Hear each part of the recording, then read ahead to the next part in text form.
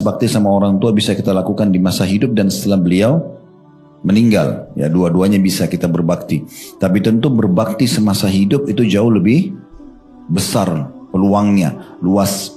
Karena ada hal-hal yang bisa kita kasih dalam bentuk bakti di masa hidup tidak bisa di masa meninggal. Contoh kita memberikan makan, minum, menjenguk kalau sakit, mengantar ke lokasi yang dia ingin. Itu kan sudah tidak ada kalau beliau meninggal. Ya, tapi kita amal-amal yang lain seperti sedekah, ya, menyebarkan ilmu pengetahuan dari beliau dan segala macam ini bisa dihidup dan dimati, gitu ya. Tapi yang jelas jangan setelah orang tua meninggal kita sudah anggap bebas tugas kita, ya.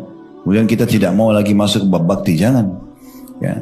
Jalankan semua hal-hal yang bisa bakti. Di antaranya sabda Nabi SAW pada saat seorang sahabat datang dan mengatakan, ya Rasulullah, apakah masih ada tersisa baktiku pada orang tua yang sudah meninggal? Kata Nabi SAW, iya, engkau menyambung hubungan dengan orang-orang terdekatnya.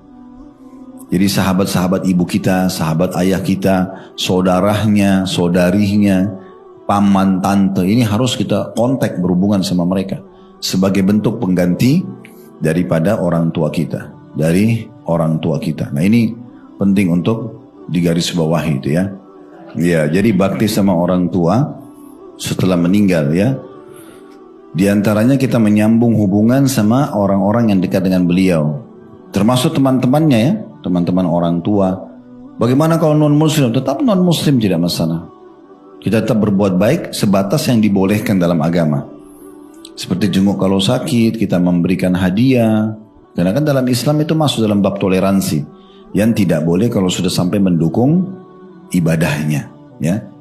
Termasuk misalnya saudara, paman, saudara dan saudari ibu dan ayah kita, paman, tante, tapi mereka non-muslim. Tetapi kita harus berbuat baik sama mereka. Kita berbuat baik sama mereka. Dan pernah kita jelaskan pengganti ibu, itu yang paling dekat adalah saudarinya ibu. Tante dari ibu.